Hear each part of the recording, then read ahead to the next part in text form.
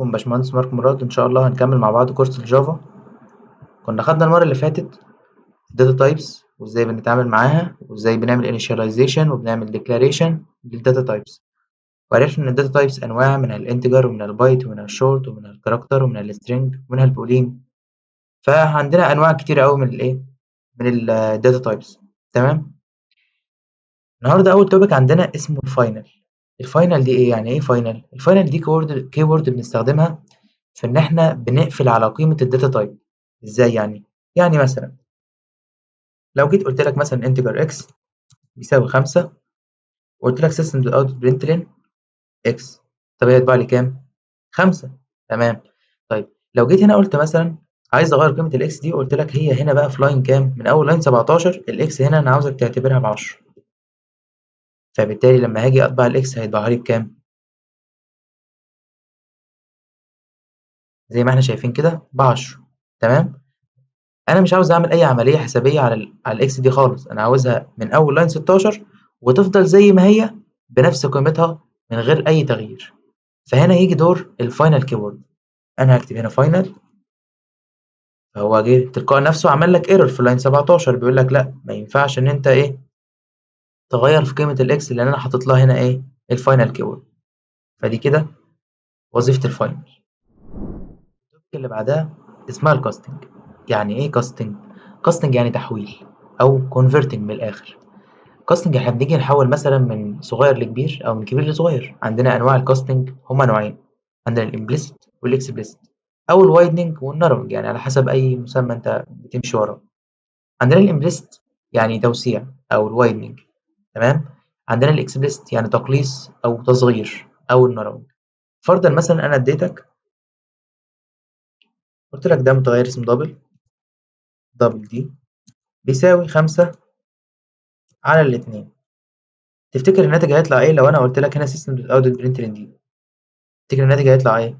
هتقول لي هو طبيعي يعني رياضيًا 5/2 ب2.5، بس هنا إحنا عارفين في البرمجة يعني إن إحنا لما بنيجي نعمل عملية حسابية ونحطها في دبل أو نحطها في متغير معين أيًا كانت قيمته، إحنا بنعمل العملية الحسابية الأول وبنديها قيمتها بعديها بننسبها للداتا تايب. طب تعالى نعمل العملية الحسابية. 5/2 فيها ال2.5. طيب هل إحنا كقيمة default مش بنستخدم الانتجر؟ طب والانتجر فيه كسور؟ هتقول لي لأ، فبالتالي أنا هاشيل 5/10 دي وناخد الاتنين بس. طيب إحنا خدنا هنا القيمة الأساسية 2، ماشي؟ عاوزين بقى نحولها لدبل، فهتبقى كام؟ 2.0. تمام كده؟ هنيجي نعمل run قال لك 2.0. هتقول لي طب أنا مش عاوز كده، لأ أنا عاوز بقى يوم ما أقول له ده دبل وأقول له 5/2 يطلع لي 2.5. هيجي واحد ذكي هيقول لي طب ما إحنا ممكن نحول أول قيمة دي زي ما إحنا خدنا في السيشن اللي فاتت، إن إحنا ممكن نحول القيمة دي لدبل عادي لما نقول لها 2.0. فبالتالي لما أقول له 5.0 فهو تلقاء نفسه هيعرف إن هي مش integer value، هيعرف إن هي double value أو هيعرف إن هي float value، فبالتالي هيتعامل معاها على إنها double، فهيطلع لي 2.5 عادي جدا. هقول لك طيب كلام كويس جدا. طب لو أنا جيت قلت لك بقى العملية الحسابية دي بس هنعملها بين متغيرين، إزاي يعني؟ لو قلت لك إن integer s يساوي 5 وقلت لك إن integer y بيساوي 2، وهنا قلت لك الدبل دي هنا مش هيبقى ب5 بقى، لأ هيبقى بيساوي الS على الاتنين دي أو هنقول له الS على الY. فساعتها هتتعامل إزاي؟ هل هيطلع لك 2.5 فعلًا ولا هيطلع لك 2 برضه؟ هنيجي نشوف. طلع لي 2 طبيعي جدًا، كأني باعمل 5/2. طب أنا بقى عاوز أحوّل الدنيا دي دبل هنعمل إيه؟ هتقول لي برضه هنزود 0 هنا كده؟ لأ مش هينفع لأن إحنا هنا بنتعامل مع متغير مش بنتعامل مع أرقام. فهنا بقى ييجي دور الcasting. إحنا هنا هنحوّل يعني قبل ما نبدأ casting هنشوف إحنا هنحوّل من كبير لصغير والّا من صغير لكبير. اتفقنا في السيشن اللي فاتت إن إحنا عندنا المتغيرات أحجامها مختلفة، أحجامها مختلفة. عندنا مثلًا الinteger أصغر من الfloat، أصغر من الdouble، عندنا الbyte والshort أصغر من الinteger وهكذا. عندنا المتغيرات أحجام أو ليهم range معين زي ما اتفقنا السيشن اللي فاتت. طيب إحنا لمّا بنيجي نحوّل من الانتجر للدبل أو من قيمة صغيرة لقيمة كبيرة بنسميها اسمها الإمبليسيت أو الوايدنج أو التوسيع. كأننا بنحط كده 1 لتر أو كوباية 1 لتر في كوباية 2 لتر. فهنا إحنا عندنا الانتجر بيقول لك 5 مثلًا و2، فبالتالي إحنا لمّا هنيجي نحوّل الدبل دي مثلًا هنيجي نقول له إيه، خلّي بالك القيمة دي نحطها بين قوسين كده ونقول له خلّي بالك القيمة دي إيه، عاوزينها دبل. فبالتالي لمّا نيجي نعمل run تلقائي نفسه قال لك إيه، 2.5. تمام؟ هو ده بقى الإيه، الcasting. طيب الcasting كمان ببساطة جدًا لمّا بنيجي نحوّل من integer s مثلًا ب5 عاوزين نحوّله لدبل، فبالتالي لمّا أقول له دبل دي بيساوي الS، فأنا كده عملت casting. عملت إيه الcasting أو عملت casting إزاي؟ حطيت الانتجر s أهو، أنا حاطط متغير اسمه s هحطه في مكان الدبل.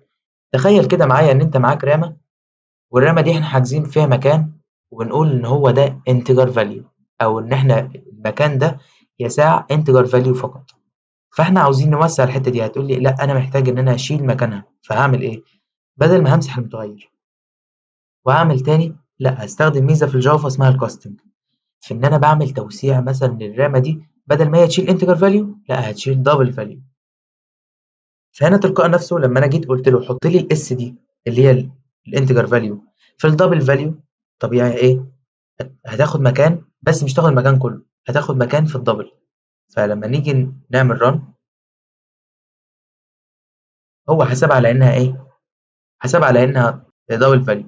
هنا دي 5 مش ظاهرة إنها 5.0، فلما حطيناها في الدبل اتحولت للإيه؟ للدبل على طول. هنعمل نفس الحوار مع الفلوت مع البايت ومع الشورت ومع الباقي، هنبص نلاقيهم كلهم إيه؟ نفس النظام. عاوزين بقى نحول من دبل لانتجر. أنا قلت لك هنا عندنا دبل اس مثلا يساوي 5.0 ماشي، وعايزين نحطها في انتجر هنسميه دي وبيساوي الاس. حصل ايه؟ قال لي في ايرور هنا. هتقول لي ليه؟ انا مش هنا عملت explicit casting او عملت تضييق او تقليص، ليه عمل لي ايرور هنا؟ هقول لك ببساطه لان احنا عندنا الامبليسيت كاستنج شغال اوتوماتيكلي. يعني ايه اوتوماتيكلي؟ يعني كده الجافا بتتعرف عليه تلقائي او الكومبايلر بيتعرف عليه تلقائي ان احنا بنعمل كاستنج. لكن في الحاله دي بيقول لك لا انت بتحول لي من كبير لصغير، فازاي انا هقلص الحجم؟ انا اقدر احط لك صغير في كبير لكن ما ينفعش احط لك كبير في صغير. تمام؟ فهنا لما هقول له بقى ايه، او اللي هو الخطوه اللي احنا نعملها ايه علشان نعرفه ان هو ده explicit casting، بنعمل نفس حركه القوسين، بنفتح قوسين كده واقول له خلي بالك القيمه اللي انا هحطها هنا دي او قيمه الاس دي هتبقى انتجر فاليو. ماشي، فلما هاجي اعمل رن حولها لي الانتجر فاليو، ما هتبقاش 5.0 او 5.0، لا هتبقى 5 بس.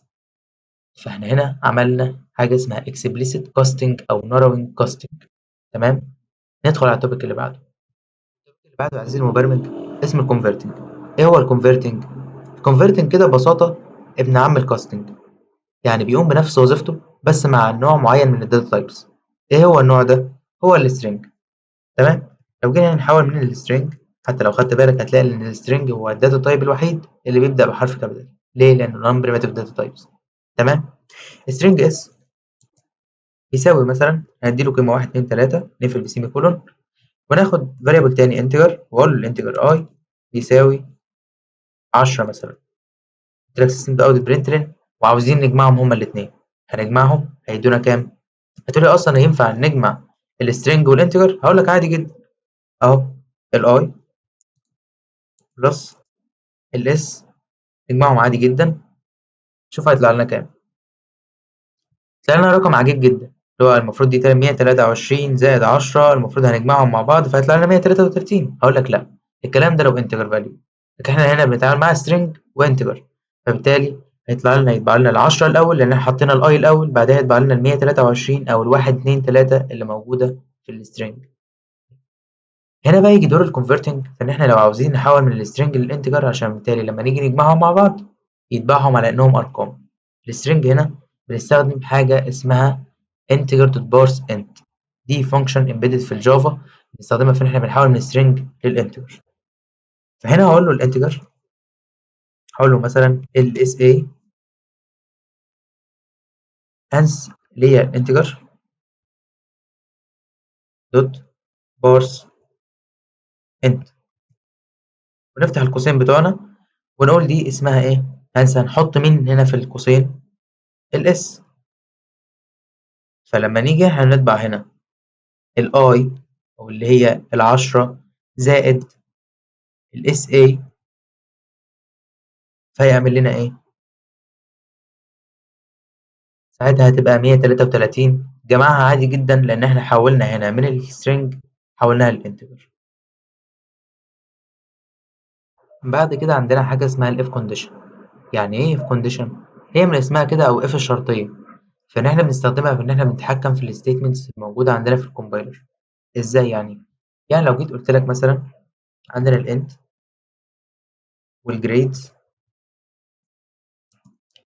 خلي مثلا الجريد هنا جايب 60، وقلت لك لو هو جايب أقل من 50 فبالتالي هو فشل، لو جايب أعلى من 50 فهو نجح. كلمة لو دي هي دي الإف كونديشن اللي إحنا بنستخدمها في إن إحنا بنتحكم في العناصر، بدل ما مثلا جيت قلت لك هنا system out println success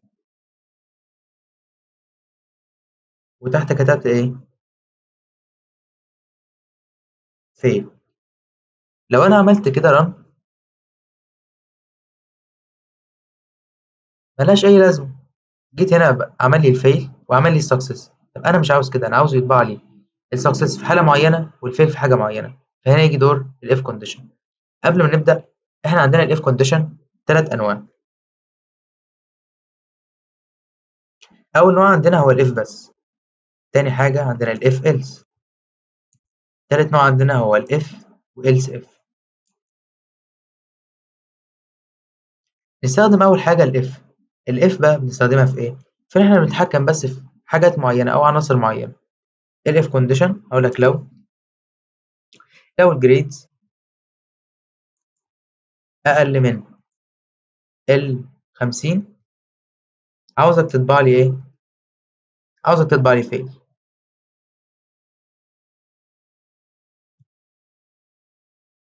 جيت عملت إف كونديشن تانية وقلت لك إف الجريدز لو هي أكبر من 50 فبالتالي هو إيه؟ سكسس.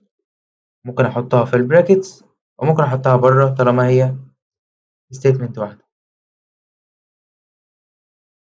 هنا بقى تبقى لوجيكال شوية أو منطقية شوية. عندك الجريدز ب60، هل الجريدز أصغر من 50؟ لا، فبالتالي الكونديشن مش هتتنفذ وكلمة فيل مش هتطبع. إيه اللي هيطبع؟ كلمة سكسس. ليه؟ لأن أنت عندك هنا الجريدز ب60 وهي أكبر من 50. تعالى كده نعمل ران ونشوف. ففعلا طبع لي سكسس بس، أو إن هو نجح في الإيه؟ في الجريدز يعني كجريد. طيب بدل ما أنا أعمل if condition if و if، فأنا ممكن أستخدم إيه؟ if و else. هنا بقى دور ال if وال else إن هي بدل ما أنت تعمل كذا if condition، لا أنت ممكن تعملها إيه؟ تشيلها كده وتحط else. ال else هنا برضو بنستخدمها إزاي؟ هنا بيقول لك لو اللي فوق دي ما اتنفذتش فاللي تحت هتتنفذ، يعني لازم واحدة فيهم هي اللي تتنفذ. دي صح هتتنفذ، لو دي غلط يبقى ال else هتتنفذ. تمام؟ جيت هنا قلت لك هنا لو الجريدز أصغر من 50 فطبيعي هتطبع لي fail. طب لو مش أصغر من 50 هتدخل بقى على الإلس فهتطبع لي إيه؟ السكسس. تعالى كده نعمل رن، طبع لي سكسس. هي دي فايدة الإلس. طيب إيه هي الإلس إف؟ بيقول لك بقى قبل الإلس دي في حاجة اسمها إلس إف. إلس إف دي بتضيف حاجة اسمها يعني إيه؟ بتضيف إلس تاني، أو الإلس إف بيقول لك يعني لو دي غلط جرب احتمال تاني، كأنها إف كونديشن إيه؟ تانية.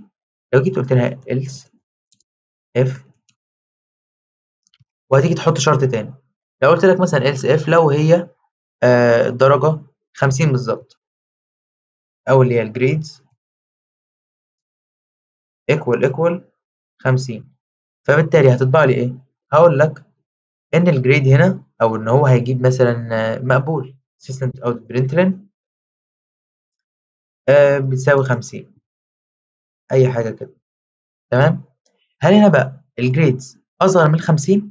لأ مش أصغر من 50 ده هي إيه 60. طب هل هي بتساوي ال50؟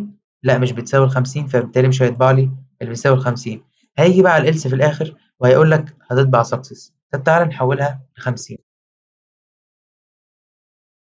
هيجي عند الجريدز يقول لك هل الجريدز دي أو ال50 دي أصغر من 50؟ تقول لي لأ هي بتساويها مش أصغر منها. طب هيجي عند الإلس إف بيقول لك هل الجريدز دي بتساوي 50؟ هيقول لك صح، فبالتالي هيطبع لك إيه بيساوي 50. أهو. دي كده الإف، الفرق بين الإف والإلس إف والإف إلس إف. topic معانا ألا وهو اللوبس. إيه هي اللوبس؟ دي ميزة من ضمن الميزات اللي بتقدمها لك الجافا في إن أنت بتستخدمها علشان تعمل ريبيت للستيتمنت كذا مرة. إزاي يعني؟ لو أنا جيت قلت لك عايز سيستم تو أوت برنت مثلا كلمة هلو وعاوزك تطبعها لي 10 مرات، فتقول لي بسيطة جدا هاخدها كوبي بيست 10 مرات وهتطبع 10 مرات وابقى كده خلصت. أقول لك طيب لو قلت لك 100 مرة، فمش منطقي خالص إن أنت هتاخدها كوبي بيست 100 مرة علشان خاطر تطبعها. تقول لي لأ الجافا مقدمة لي ميزة من ضمن الميزات في الكنترول ستيتمنت حاجة اسمها اللوب، في إن أنا بستخدم الأداة دي في إن أنا بخليها إيه تلوب كذا مرة أو إنها تطبع لي كذا مرة وببقى أنا اللي بتحكم فيها يدوي. تمام. عندنا كام نوع من اللوب؟ عندنا 4 أنواع من اللوبس. عندنا الوايل لوب والدو وايل لوب وعندنا الفور والفور ايتش. هناخد النهارده 3 أنواع اللي هما الفور والوايل والدو وايل، والفور ايتش ده هناخده إن شاء الله بعد ما نشرح الأريز. تمام. أول حاجة عندنا الفور لوب. إيه هو الفور لوب أو بنكتبه إزاي؟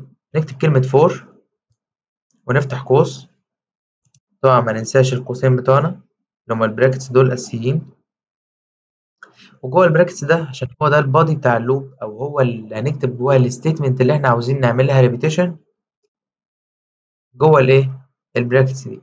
طيب بالنسبة للقوس ده بيشيل إيه القوس ده؟ بيشيل 3 حاجات وبنفصل بينهم بإيه؟ بسيمي كولون. أول خانة بنستخدمها للinitialization. initialization يعني إن أنا أعمل إيه variable أو مثلا int I وأدي له قيمة بزيرو، ده الinitialization. طيب القيمة اللي في النص هنديها إيه؟ هنديها الكونديشن. الكونديشن زي مثلا بتشيل أي بولين اكسبريشن أو أي حاجة بترو أو بفولس، زي مثلا قلت لك I أصغر من 10، I أكبر من 100، I أكبر من 50 وهكذا. الخانة التالتة بتشيل أي زيادة أو نقصان، زي مثلا إحنا عاوزين نزود الأي 1 ننقصها 1 نزودها 5 نضربها في 10 نقسمها على 5 وهكذا. طيب إحنا هنا هنستخدم إيه؟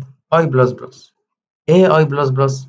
بالمناسبة I بلس بلس بتساوي بالظبط I بلس 1. يعني لما جيت قلت لك مثلا إيه أي variable اسمه مثلا grades، لو قلت لك grades بلس بلس هي كأني قلت لك grades بلس 1.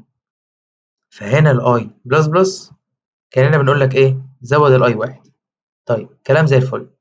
عاوزين بقى نعرف الفور لوب ده بيمشي ازاي او احنا بنحل الفور لوب ده ازاي.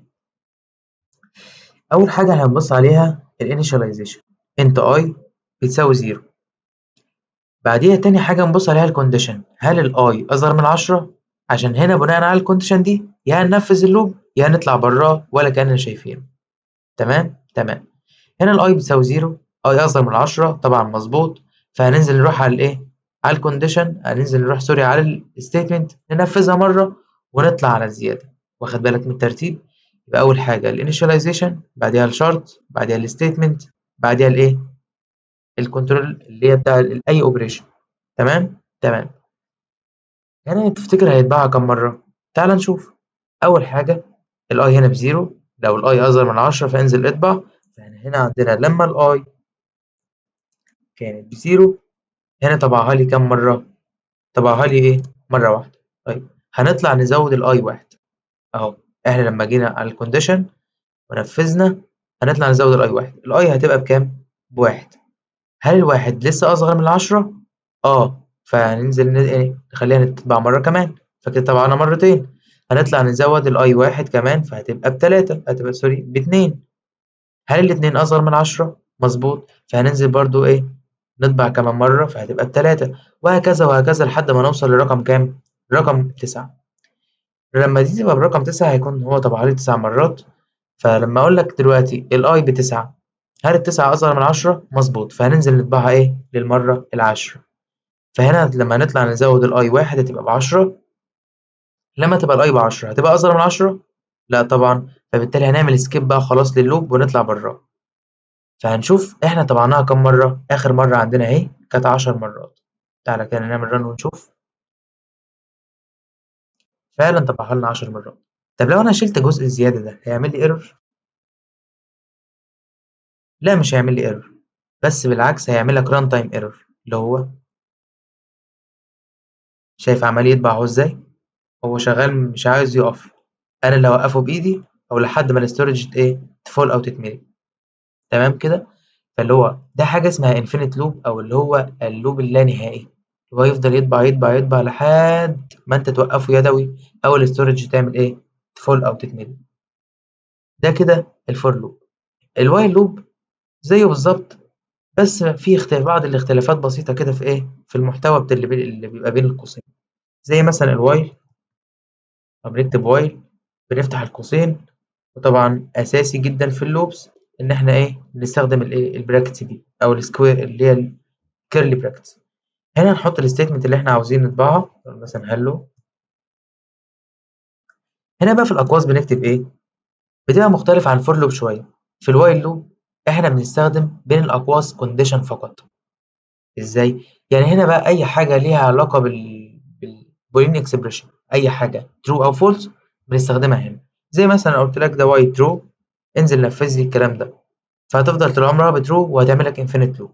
تمام. لو قلت لك هنا بفولس يبقى انا كده قفلت اللوب وخليته ايه اهو، شايف بيقول لك ملهاش لازمه بقى. تمام تمام. فهنا نحط ايه مثلا لو احنا كنا الاول في الفور لوب بنعمل اول حاجه الانيشاليزيشن جوه الاقواس، وبنعمل بعدها الكونديشن، بعدها بنعمل الزياده والنقصان. لا احنا هنا هنختلف شويه، هيبقى الانيشاليزيشن عندنا بره اللوب، وعندنا الكونديشن هي الوحيده اللي جوه اللوب. لو قلت لك مثلا الاي اصغر من 10، وعندنا برضو زيادة أو نقصان هتبقى جوه اللوب بس بتبقى في البادي بتاع اللوب. قلت لك هنا اي بلس بلس. شايف أنا عملت إيه؟ عملت هو نفس وظيفة الفور لوب بس بشكل مختلف. تمام. اللي هو استخدمنا الاي بلس بلس بس جوه البادي بتاع اللوب، واستخدمنا الانيشاليزيشن بس بره اللوب خالص. تمام. طبعا كل واحد وليه وظيفته وليه استخدامه في الجافا يعني. فانت هنا طبعها لك نفس العشر مرات، بس احنا ايه غيرنا في شكل اللوب. هتقولي ده الوايل لوب وشوفنا الفور لوب. ايه هو بقى الدو وايل لوب؟ الدو وايل لوب برضه هو نفس بيأدي نفس الوظيفة، بس الفرق بين إن الوايل لوب لما بنيجي ننفذ بيبص أول حاجة على الكونديشن. لو الكونديشن صح هينفذ الستيتمنت، لو غلط مش هينفذ الستيتمنت. لكن الدو وايل لوب بنستخدمه في حاجة اللي هو ينفذ الأول أو ينفذ على الأقل مرة واحدة قبل ما إيه يدخل على الكونديشن. تعال نشوف. هنكتب دو برضه متنساش البراكتس بتاع البادي، وهنحط فيها الأجزاء اللي إحنا عاوزين نعمل لها لوب زي الهلو، وتحت هنقول اي بلس بلس عادي جدا، وهنا في الآخر هنكتب بقى الوايل وبرضه نفس قوسين الكونديشن، بس المرة دي هننهي بإيه؟ بسيمي كولون. ليه المرة دي نهينا بسيمي كولون وهناك ما نهيناش؟ لأن إحنا عندنا قانون في الجافا بيقول لك each statement ends with semicolon، يعني أي statement موجودة في الجافا بتend with semicolon أو بتنتهي بسيمي كولون. تمام؟ تمام. الاي بلس بلس هنا طبعا احنا هنعمل initialization في الأول، مثلا int i بزيرو، وهنا الاي بلس بلس، وهنا نحط الكونديشن بتاعنا. تمام.